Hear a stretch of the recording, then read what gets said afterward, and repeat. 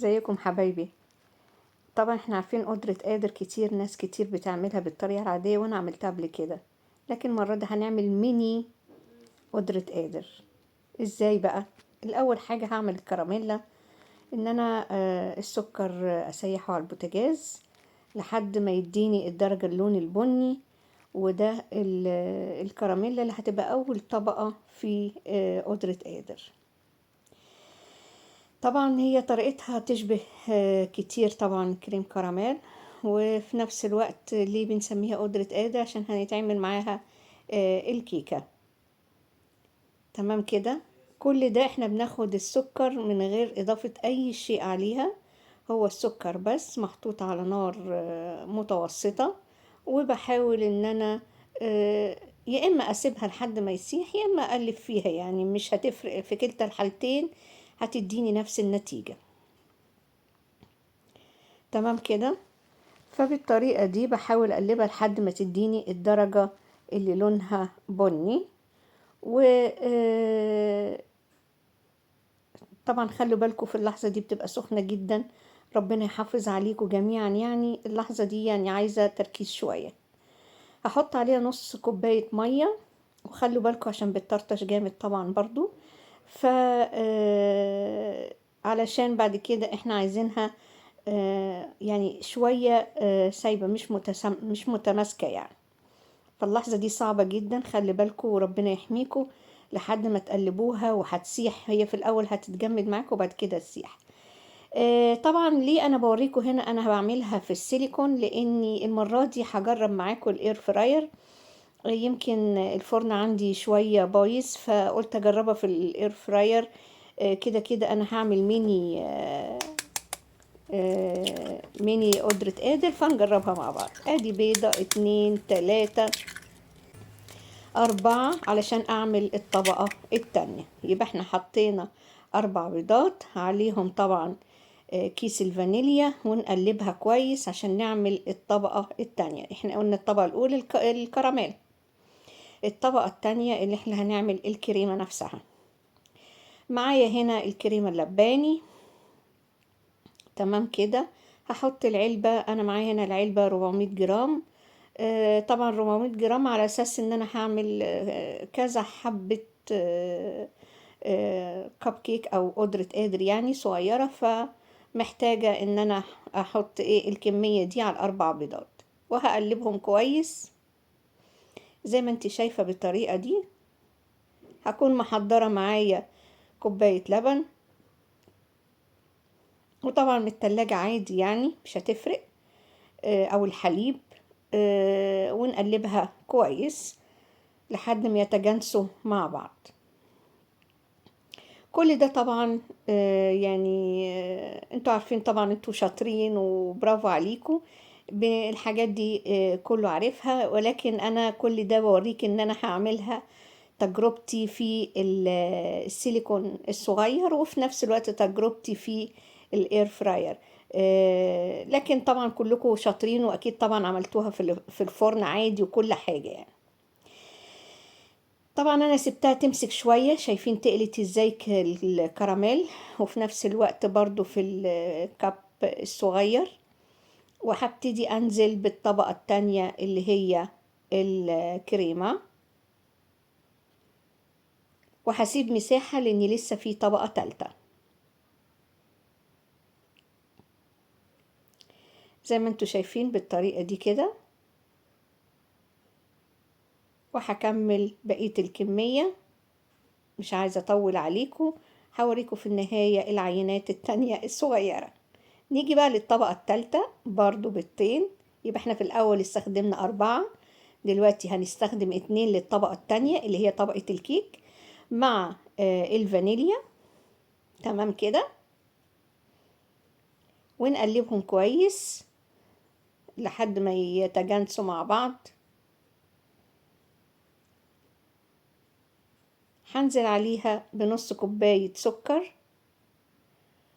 ونص كوباية لبن، وبرضو نقلبهم لحد ما يتجانسوا مع بعض ويدوب السكر. بعد كده هنزل ب6 معالق من الزيت، يكون ريحته ملهوش ريحة، يكون حلو. وننزل ب6 معالق من الزيت أو ما يعادل 3/4 كوباية، بس يعني يفضل خليكي بالمعلقة زي ما أنا عملت 6 معالق كان تمام قوي. وعلى فكرة الكمية دي كلها تكفي صينية 23 أو زي ما أنا عملت كده مجموعات صغيرة. وعليهم كوباية دقيق، كل دي بالكوبايات المعيارية، يعني انت تستخدمي كوباية حتى لو ازاز، بس من اول ما بتشتغلي هتكملي بيها كل حاجة عشان يبقى كله مقاس واحد. انا استخدمت الكوباية المعيارية، فحطيت كوباية دقيق عليها معلقة بيكنج باودر، وهقلبهم كويس لحد برضو ما يتجانسوا مع بعض زي ما انت شايفة بالطريقة كده. وبعد كده معايا هوريكي ان احنا عايزين لونها يكون بني، فهنستخدم كاكاو. عايزة تخليها بيضة برضو براحتك، بس يعني انا حبيت الكاكاو. وانا استخدمت كمان كاكاو فيه سكر، لو عايزة تستخدمي كاكاو خام براحتك. حطيت برضو 6 معالق زي ما انت شايفة كده، بس مش معالق مليانة، يعني مش هقول ممسوحة، متوسطة. 6 معالق من الكاكاو اللي بسكر، وقلبته في الكوباية دقيق، و2 بيضة، فانيليا، بيكنج باودر معلقة، تمام. 6 معالق زيت، وادي دي الطبقة التالتة. طبعا انا وبقلب فيها حسيتها ان هي تقلت، فزودت ربع كوباية لبن برضو بالكوباية المعيارية، ربع كوباية بس، يعني ما يعادل تقريبا 3 معالق من اللبن. تمام كده زي ما انت شايفة. ورحت ضيفاها، هيجي معايا القوام مظبوط. يمكن انا في الاول تخيلت ان هي هيكون كده القوام بتاعها، لكن كان بصراحة حسيته تقيل، فدوبته لحد ما هتشوفي طريقة القوام اللي هي المظبوطة، ولا تكون سميكة ولا تكون خفيفة، متوسطة. تمام كده. وانا بحاول اقلبها كويس، وهضيفها على الجزئين التانيين. طبعا اقلبها كويس علشان ابتدي اضيفها. طبعا انت شايفه الطبقه التانية سايله، هتقولي ازاي تنزل دي، اكيد هتسقط تحت، ولكن يعني فعلا هي قدرة قادر، يعني اسم على مسمى. هتلاقي بعد كده طبقة الكيك هي اللي هتطفو على الوش، وهينفصلوا عن بعض، وخصوصا لما تدخليهم الفرن، او زي ما انا هعمل في الاير فراير دلوقتي. برضو انا بوريك الاستامبات بتاعت الكب كيك. انا حبيت ان انا اعمل فيها المرة دي على اساس طبعا الاير فراير صغير، مش هيستحمل يعني طبق سيليكون كبير او حاجة، طبعا ما ينفعش صواني. فبالتالي حبيت ان انا اوريكم ان ممكن الكب كيك يؤدي نفس الغرض. هكون مسخنة معايا مية مغلية، مش سخنة يعني عادية، لا مغلية. وهبتدي اضيفها في الاير فراير، بس من بره مش على الخليط. طبعا ده في الجنبين كده بالراحة، بحيث ان ما يحصلش الكيكة المية المغلية. انا بس عايزة اخلي نصها تكون مالية نص يعني الحاجة اللي انا احطها، سواء الكب كيك او الشكل البيوت اللي بالسيليكون ده، لحد نصها بس مية مغلية من بره، ما خليهاش تحصل العجين اللي احنا عملناه او الكيك اللي احنا عملناه. تمام كده.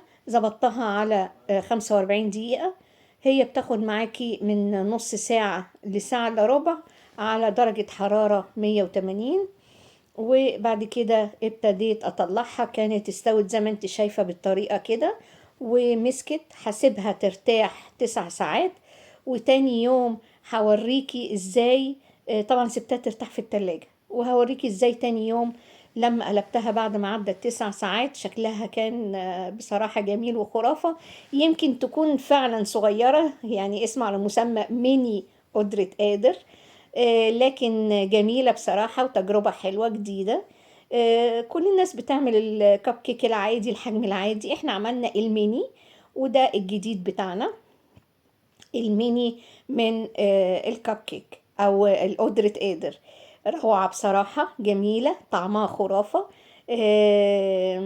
فعلا يعني اسم على مسمى.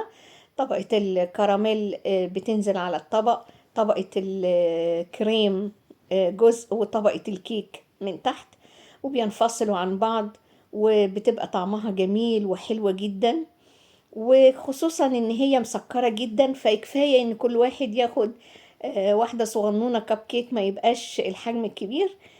فكانت تجربة حلوة جديدة، حبيت ان انا اشارككم معايا.